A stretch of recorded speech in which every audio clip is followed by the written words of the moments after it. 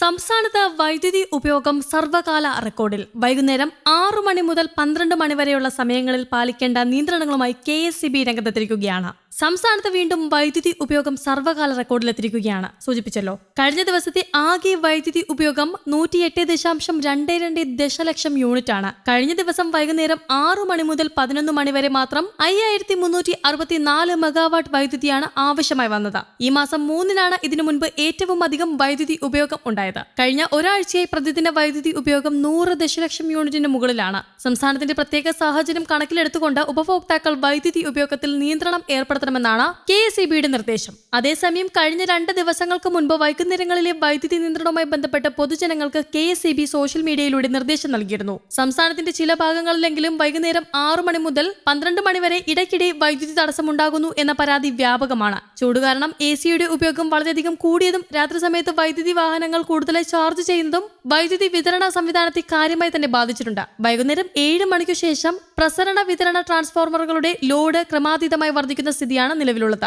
വൈദ്യുതിയുടെ ഉപയോഗം വളരെ കൂടുന്നത് കാരണം ലൈനിൽ ലോഡ് കൂടി ഫ്യൂസ് പോകുന്നതും വോൾട്ടേജിൽ ഗണ്യമായ കുറവ് ഉണ്ടാകുന്നതും നിയന്ത്രിക്കാനാവാത്ത സ്ഥിതിയുമാണ്. 2 ആഴ്ചയോളമായി സംസ്ഥാനത്തെ പ്രതിദിന വൈദ്യുതി ഉപയോഗം 10 കോടി യൂണിറ്റിന് മുകളിലാണ്. വൈദ്യുതി ഉപയോഗത്തിലെ സർവകാല റെക്കോർഡായ 10.77 കോടി യൂണിറ്റ് ഇക്കഴിഞ്ഞ ദിവസം രേഖപ്പെടുത്തുകയുമുണ്ടായി. ഇത്തരത്തിൽ സകല പ്രതീക്ഷകളെയും കണക്കുകൂട്ടലുകളെയും അതിലംഘിച്ചിരിക്കുന്ന വൈദ്യുതി ആവശ്യകത നമ്മുടെ പ്രസരണ വിതരണ ശൃംഖലയെ തന്നെ ബാധിച്ചു എന്നതാണ് വസ്തുത. മുൻകാലങ്ങളിൽ പീക്ക് ലോഡ് ആവശ്യകത വൈകുന്നേരം 6 മുതൽ 10 വരെ ആയിരുന്നുവെങ്കിൽ ഇപ്പോഴത്തെ രാത്രി 12 മണിയോളം ആയിട്ടുണ്ട്. ഉപഭോക്താക്കളുടെ സഹകരണം ഉണ്ടാകുകയാണെങ്കിൽ വൈദ്യുതി വിതരണം തടസ്സരഹിതമായി നിർവഹിക്കാൻ KSEBക്ക് കഴിയും. നിലവിലെ ഈ സാഹചര്യത്തിൽ രാത്രി സമയങ്ങളിൽ AC-യുടെ ഉപയോഗം ഒഴിവാക്കാനും ആകില്ല.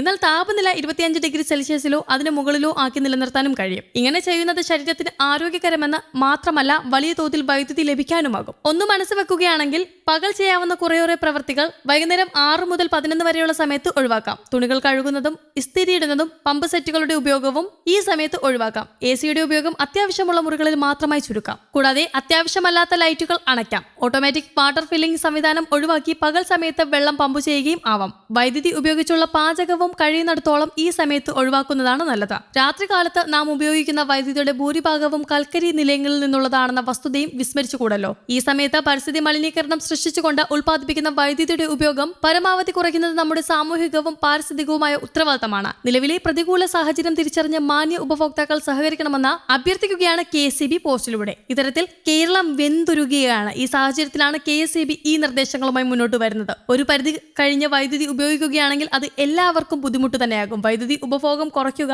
എന്നത് ഈ സമയത്ത് ശ്രമകരമായ കാര്യം തന്നെയാണ്. എന്നിരുന്നാലും അങ്ങനെ ചെയ്താൽ മാത്രമേ മുന്നോട്ടുള്ള യാത്രയിൽ KSEBക്ക് വ്യക്തമായ ധാരണകളോടെ ജനങ്ങളെ സേവിക്കാനാകൂ എന്നതാണ് ഈ പോസ്റ്റിൽ നിന്നും വ്യക്തമാകുന്നത്. News desk, Kerala Kaumudi.